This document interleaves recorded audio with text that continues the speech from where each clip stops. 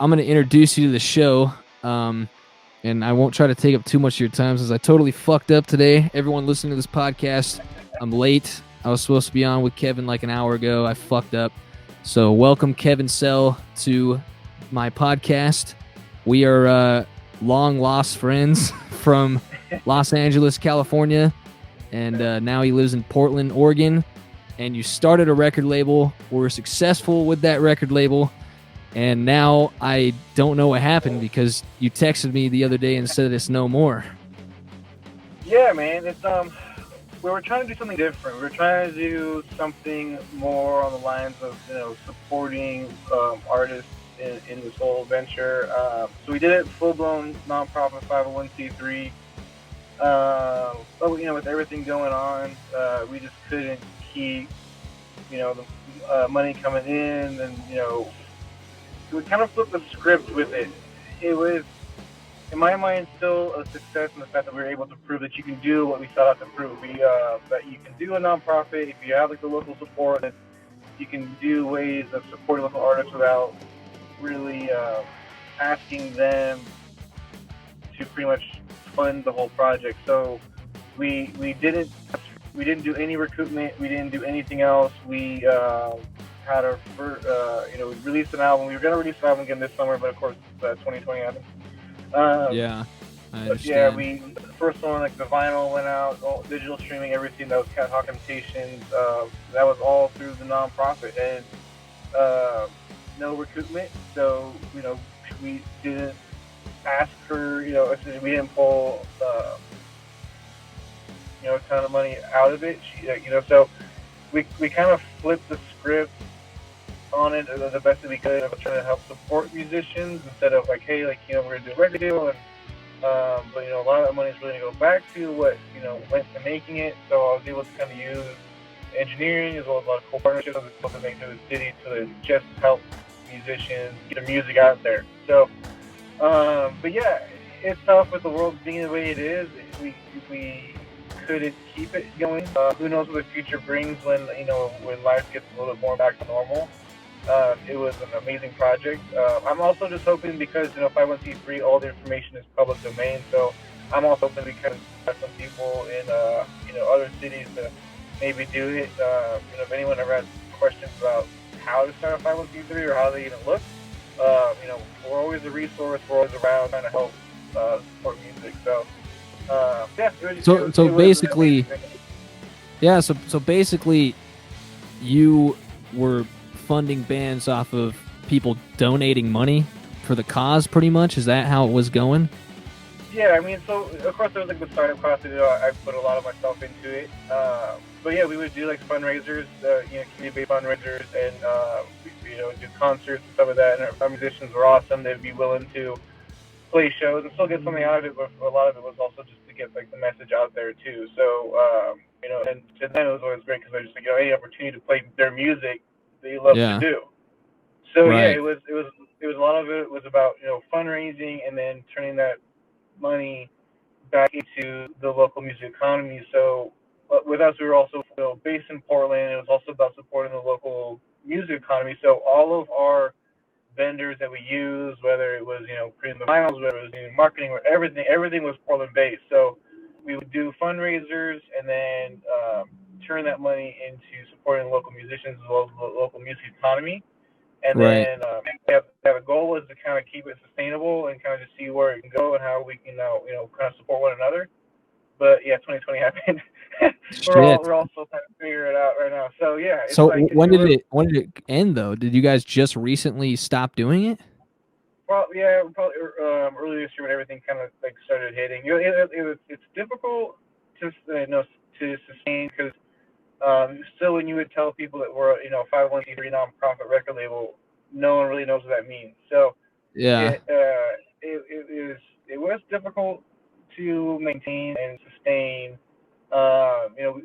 Shout out to everyone that was involved because a lot of people were volunteering their time and just because they believed in kind of what we were doing. But yeah, it's just you never know what the future has in store. You never know if we can help someone else kind of view it. I learned a lot from it. I wish I was able to put more time into it, and I think that's where I ultimately failed. Is that I wish I was able to dedicate more time to it.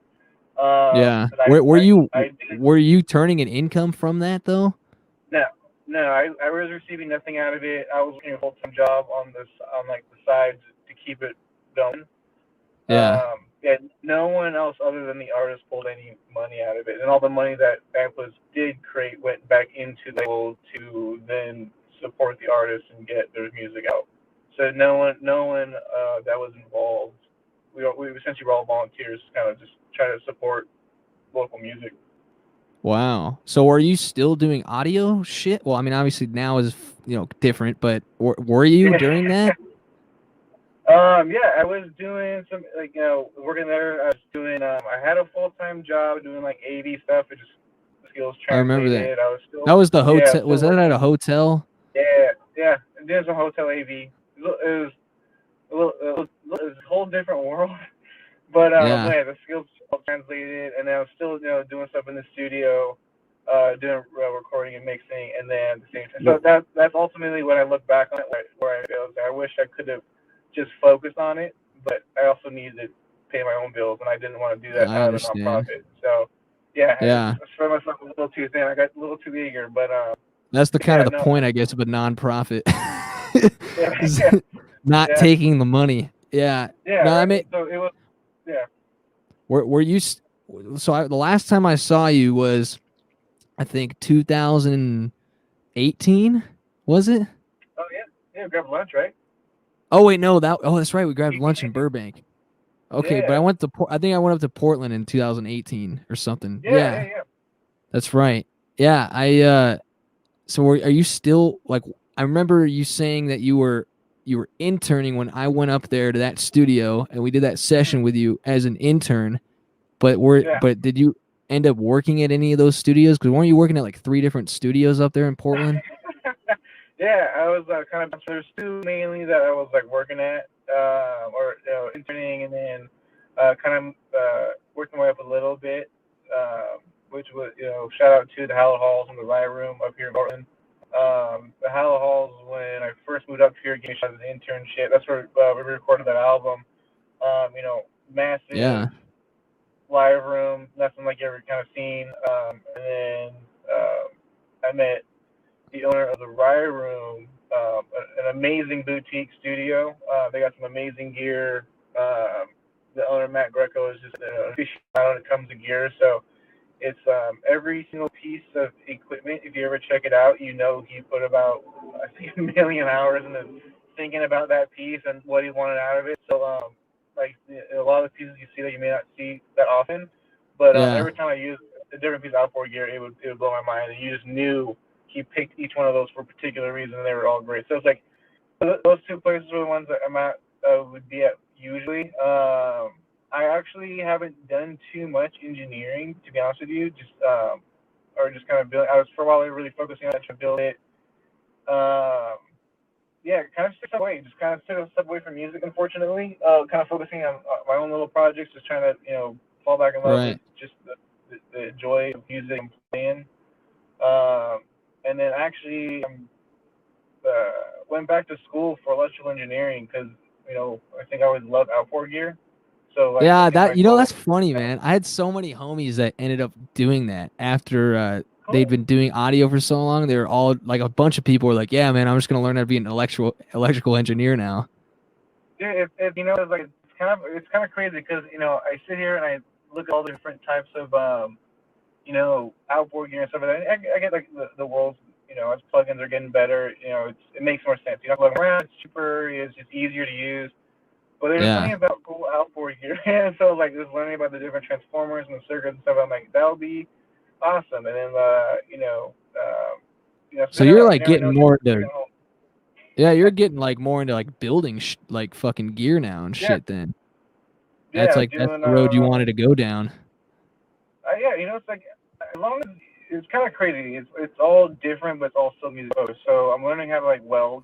So I'm like you Yeah. never know what you can do with that. And then doing electrical engineering and like just understand the circuitry and like if I can build some cool outboard gear and that gives it a you know unique tone, that's awesome. And that's just kind of the road. That's kind of the path that I've been on. I've been pretty stoked about it. I love engineering, and always have to pick up a project here and again. I've been playing a lot of my bass and guitar, so kind of just always playing, always kind of keeping those skills fresh. But yeah, and I kind of wanted to see, for myself, like, oh, what else can I do, and what more does the music world have for me? So yeah, the whole engineering thing is new. It's awesome though. It's challenging, but it's kind of leading me on this other path. So who knows? That's sick. Maybe I'll be trying to promote some new outboard gear on your show in a year or so. Dude, yeah, man. I mean, if you're building shit, I'd love to like test it and fucking, do like a video on your shit. Like, yo, here's my buddy's new compressor or something, That'd be cool. And that's kind of the hope. I mean, the hope and the dreams as I'm learning this stuff.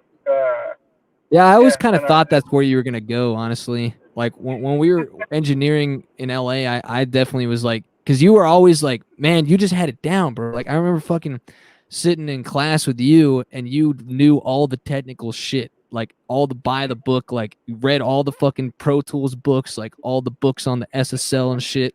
And I remember fucking literally like you had it down, all technical shit, and we all fucking sucked. I don't know what that man. I think I led. Well, we were all. Well, we were all like focused on the fucking like trying to mix and shit. But I remember you would sit down at the SSL like before any of us fucking figured out how to use like the entire console. Like, you already knew how to fucking use it and shit. And you're like, oh, dude, it's not a problem, man. You gotta just do this shit and track like this. And so I always kind of figured you're going down the technical road doing electrical engineering and shit.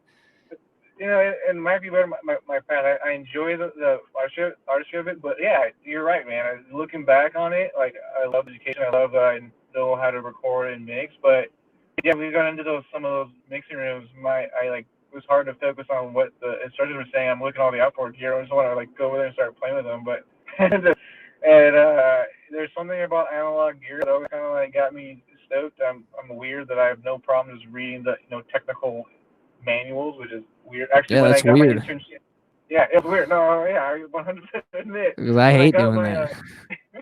When I got my internship at Hallow Halls, they have a Neve Genesis board on there, which is like this hybrid. You remember, but for anyone listening, the Neve Genesis board. Yeah, and I found that I didn't think about it, but I totally found the manual online and read it. And I was like, I found all these like little crazy ways to attach stuff in the board, and has a lot of cool features. And I was like, yeah, maybe that's how it all started. Looking back now, I'm like, oh, I had this crazy epiphany. But you bring it up, like, no, maybe there's always a path for me.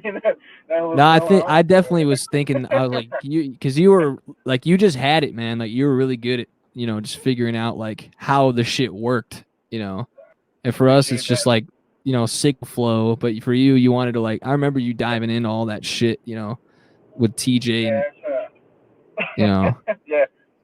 I definitely have been about that. It was like a fun level of read the manual, that's just like super technical, and then just keep turning the dials and see what it does. So, it's funny. It's funny looking back and being like, it makes sense where life's taking me and stuff like that too. So.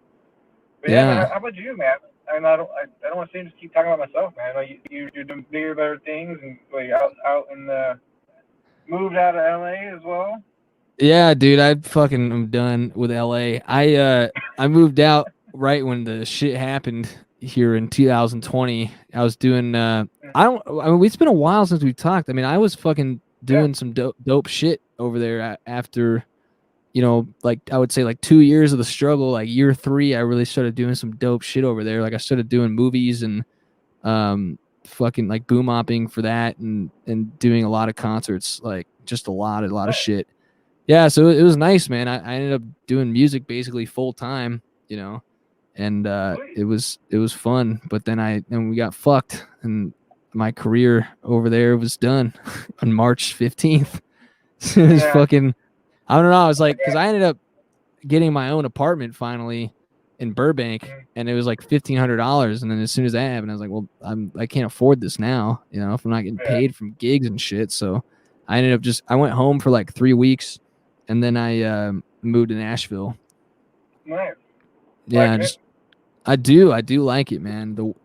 I always say the weather is not that great, but everything else, I think quality of life has been better in Nashville Mm-hmm. than LA. Like there's not like I'm not claustrophobic and shit, you know? Yeah, that's what I visited once. Like I said, I have a buddy who lives out there, and went out there once. And he got married, and yeah, it's like the downtown Nashville. Hey, like if you're a music lover, like when they say Music City, like much love to Portland, much love to Austin, all these, like, but when I went to Nashville, I was surprised. I was walking down the street, and like every bar that you walk past had live music playing. And then there's Yeah. one bar, a place in particular that I don't remember the name of it, but it was like 3 stories, and like each story I think had a different band, and they did the acoustics well enough where like they didn't really bleed over, and I was just like, that's pretty awesome. Like you have 3 bands in here, like and like all of them were kind of different. It's not all country, which I think everyone like jokes around about. But No, now it's different, man. Now it's like every genre, you know. yeah, when I was in there, there was a great band. This was years ago again. I don't remember, but a great band doing a Led Zeppelin cover, and I was like, this is cool. It was cool. And then right once you get out of the city, it's open. So yeah, I definitely feel you on that one, where it's like cool, you can go to the city and do your thing, and then afterwards you can kind of leave the city and it's just open area. Well, that's kind of how Like, Portland is. Portland's like that too, though. I mean, it's a real suburban, but it's kind of cool. Like it's a cool suburban because most of it is suburban, but the city is like kind of downtown, but around it's still shit to do, you know? yeah, that's what I love about this area is like I like being outdoors. I like going on hikes, I like doing that stuff. And like again, like I like you're not really getting much of that. I still remember like going on a hike and then all of a sudden like, hey, it's just hot. It's hot in LA, man. Well, LA And was then always like traffic, man. It's like, yeah, I want to go on this yeah, hike, but it's gonna take me like 45 minutes to go like 5 miles down the street. yeah. I was in Simi and went for a hike, and I thought that it was going to be kind of scenic, and it ended up next to like a highway. I was like, oh, I'm right back to the road. So yeah, it's like with the Portland, it's just for me, like you said, quality of life. And if I want to go downtown and kind of do and see downtown and see a city, I can do it. But if I want to go for a hike, I can go in 10 minutes in any direction. I can be in Golden Nature. If I want to go to the coast, it's a 2-hour drive. If I want to go to Bend and go skiing, it's a 2-hour drive. Want to go to Mount Hood and skiing, it's like an hour, if that. Like Yeah, anything. that's not If you want bad. to go kayaking, you have the Willamette right down the middle of the city. You can just hop on a kayak and go. That's like a 2-minute drive. Like Nice. it's yeah, whatever you want to do, you can do. It just it's a I don't know. It's so like you said, quality of life. I'm pretty stoked about Portland, and with how many people move here, I think a lot of people are pretty stoked about Portland. So it's I don't know, it's a cool area. I was ready to come and visit, check it out.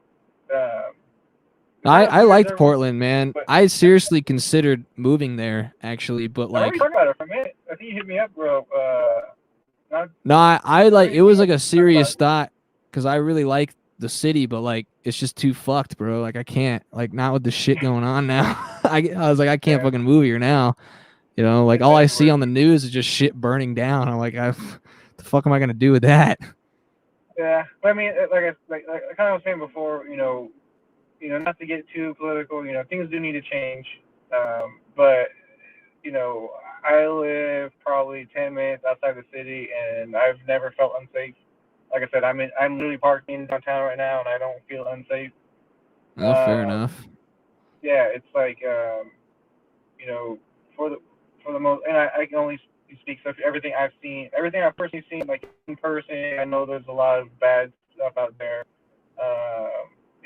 For the most part, everything's been peaceful. I think a lot of it's been, I don't know. I don't want to get too political, but I think a lot more has been more about the message of things need to change.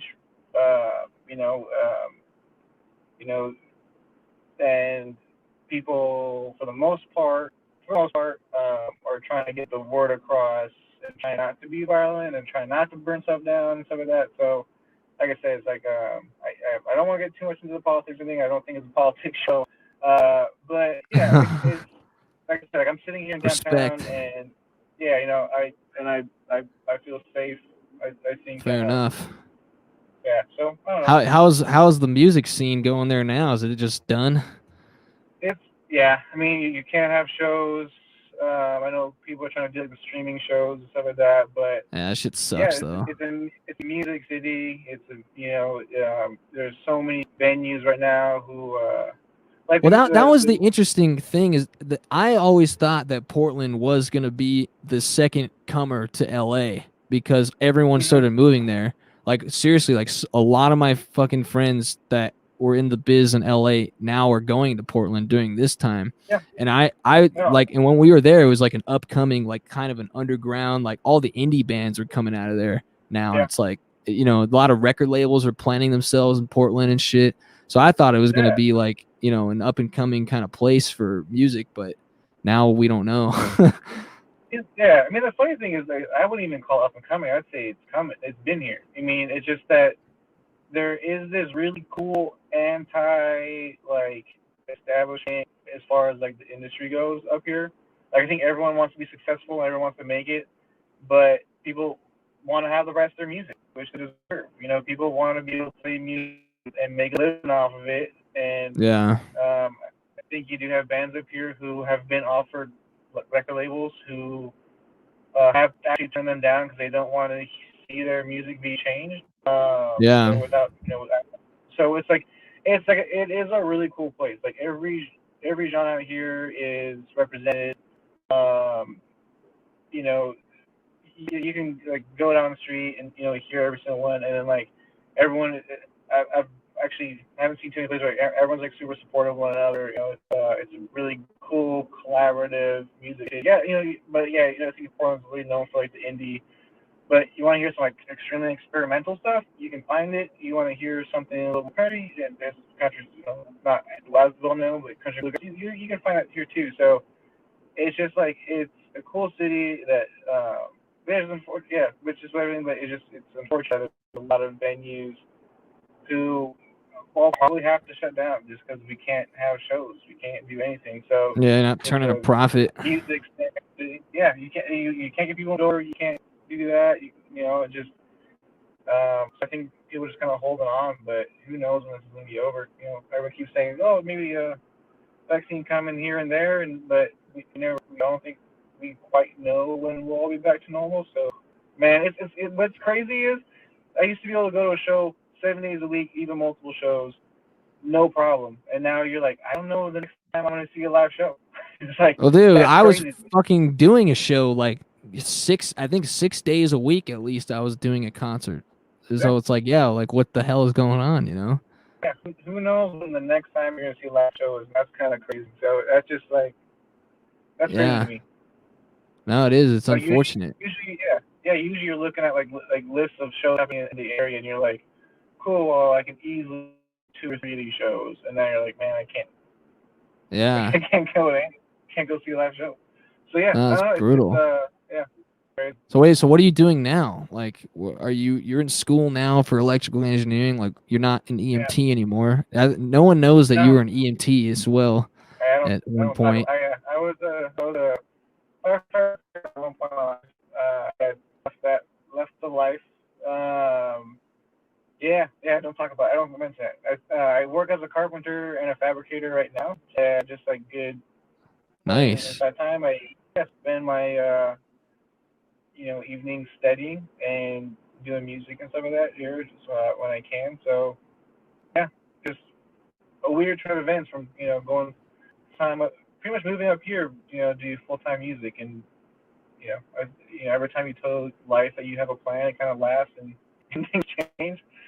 So with 2020 being the way it is, who knows what next month has, let alone tomorrow. And Yeah. but yeah, just trying to focus on doing the best I can today to make it better tomorrow. So that's all you. Yeah, fair enough, man. Well, you got any advice to some young kid trying to start a record label? What was your role in that? Were you like basically the CEO, like running? Were you A&R? Like Yeah, how were you finding bands? Like what was your job? I did it all. I did everything in that.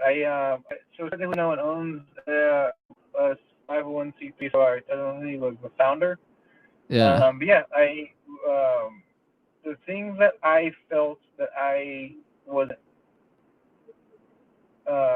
able to do well, like the marketing, the PR, getting that stuff out. We did outsource that. Of course, all the print work and everything. Everything was like local shops, local PR. They already knew, where to go to get, people to read or hear about your show. So, but yeah, no, yeah, AR, recording, mixing, like anything that I could do, I did. And then we had a Yeah. great team. Uh, DJ Ambush, Jamali. There's a couple. There's couple CEOs on there that were also very pivotal and like everything going on. And yeah, it was. Were you guys doing booking too? Were you booking shows Yeah, or that on the yeah. artist? We would book shows. We'd book small tours. We can. Yeah, just other stuff was like it's we had a great team. Yeah, Melissa was absolutely. She did a lot of help and did a social media because I just couldn't have enough time, and she's pivotal and all that. Just like the whole team was amazing. Like the whole part of being 501c3, which I'm sure I'm not the only person you can attest to this, is that you have this vision and you have this team that all love the vision and want to be a part of it and want to make it happen. Yeah. But everyone's volunteering at time, so it's like how do you ask them to work a little bit harder when you're thankful that they're doing anything for you in the first place?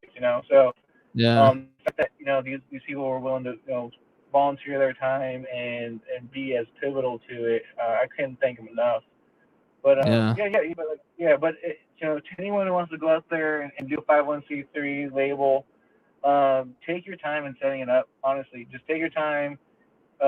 It's eager to get out there and start signing bands, but make sure you do everything right. Have a music lawyer, check out your contracts, make sure everything's done. Because the last Did thing we you? want to do is, yeah, Okay. we spent about plus in setup before we Wait, even how opened the much? shop. About a year, about probably over a year in just getting the label to Wait, the how point where much I did felt it cost you? cost me. I don't know. No, it's I don't want to talk about it. Because but that's the hard part. Like get everything legally filed is important. Getting making sure your contracts are viewed is important. Like it's gonna take time, it's gonna take money, but like my vision was that this thing was gonna last 50 plus years. So doing things right, because the last thing you want to do is be talking to a musician or being yourself in a situation and you're not prepared for it, or I was always I was reading books, I was reaching out, asking for advice, doing whatever I could to get set up. I literally spent probably over a year before I even told people that we were opening our doors, Oh wow. just getting the foundation set, because I was like I wanted to be ready for anything. And for me, the important thing was to support the musicians, and I wanted to make sure that we had the right foundation to get that done. So that's my biggest advice, man. Just take and respect the time that you're going to impact people's lives. We're putting a lot of faith and trust in you, so just put the time into it at the beginning before you open your doors, so you can do the best you can. And also, like, last thing you want to do is open something up and be like, oh, cool, here we are, and well, here's our first band, and next thing you know, you have like a naming rights issue, like Yeah. your name isn't. Yeah, we trademarked it. We didn't even just copyright. We trademarked it. Yeah, and you gotta Um, wait like a year for that usually, like or a couple years yeah, sometimes to get a trademark going. yeah. So it's just like So we like filed everything, got everything done. Yeah, it was expensive. It took some time. But yeah, it was important to me to do it right and take the time to do it right to make sure that when we Right. did start signing bands, that I had the answers. I felt confident in what we could do and provide, and we can just hit the ground running. I didn't want to like Yeah. learn as we go, because How'd you find it's, the bands? Like how are so you we getting just bands? yeah. So we I just listened to. I was new to the area, so talking to people that we partnered with and kind of some recommendations, and as well as I started listening to like local like going to local shows, kind of hearing and listening to like different playlists you can find online of like local acts, local bands. Yeah. We just find them. And the important thing for us was to find like a diverse. We wanted to really want a diverse list. So we had like a Cat Hawk and Fringe class were signed with us. Um, uh, you know, and then we actually Oh, were that's talking to right. hip hop. Yeah, they were talking to a hip hop artist that we really were hoping to sign. Um, and then things kind of fell through at the end of like the year, and then of course, and then COVID hit. So yes, we wanted that's also in itself a little risky because you kind of want. I know some people are dead set on if you want a label have the same genre because if you they like one band and they may like another, and doing a non-profit was different. So, if we want to help artists, it wouldn't be fair in my mind to just say we just want to help you know Yeah. this genre. That wouldn't have been fair. And then no one's playlist on their whatever you use iTunes or something is one genre anymore. So it's like, yeah, if you like a hip hop artist, you may like our indie artist. You may like or maybe a Yeah. bluegrass person.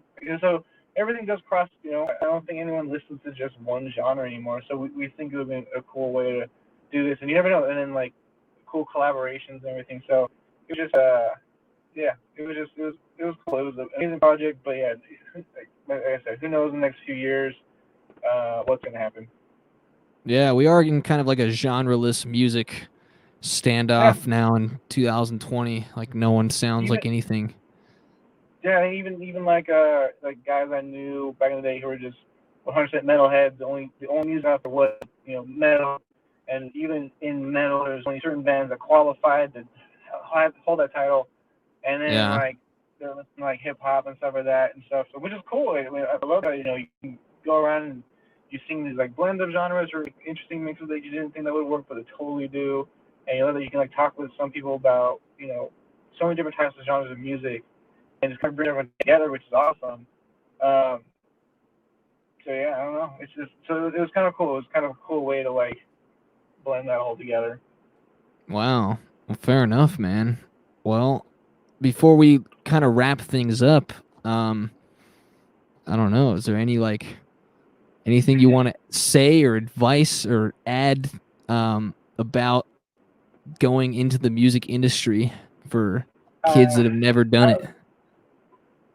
Um, if you love it, put the time into it, man. It's just I think you know uh, about all this is just like if it's something that you want and something you want, like just dedicate yourself your time to it. I always love the quote that he like kind of told us. He's like, as you're growing up, you want to be a musician or you want to be a producer, you want to be an engineer. Some of that people tell you, oh, it's so hard to make a career in the music industry, and you kind of ask them, well, what do you do? Are you in the music industry? Like, how well do you know? And they're like, oh, well, I've never been in the music industry, but I just know.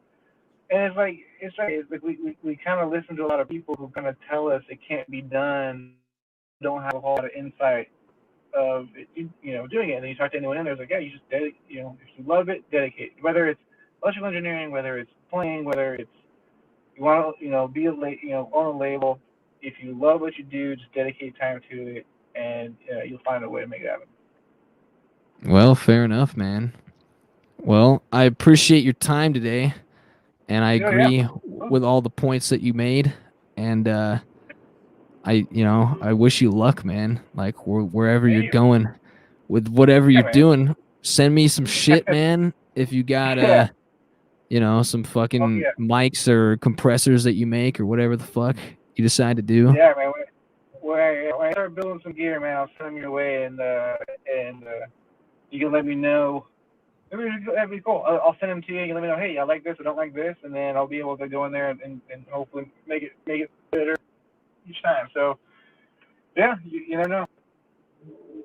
Sick, man. Well, I'll let you get back to doing whatever you're doing right now in your car. I appreciate you being on. Send me all your social links, man, so I can tag you in some shit once I I got am this edited. 100% off of social. Oh shit. All right. Well, Yeah, I'm off wait, grid right now, man. Is AMPLUS Records still on And the Instagram and shit? No, we completely shut everything down. We did that because if like we're not being active in what's going like in the music industry, then it kind of didn't make sense because we still have people reaching out to us, and we're just like, hey, it was like to me it was like false advertisement. I couldn't like keep social if we weren't being like active. So everything is completely off right now. But if anyone has any questions, man, they are feel free to reach out to you. I know you and I will talk again, and I'm happy to help in any way that I can. So Cool, man. Well, I appreciate your time, and absolutely, man. yeah, man, you have a good rest of the day, and I'll let you get back to doing whatever you're doing. So, Kevin Sell, can't find him on the internet. Thanks for being on my podcast, and peace, my friend. Awesome, buddy. Thank you. We'll talk soon. Cool.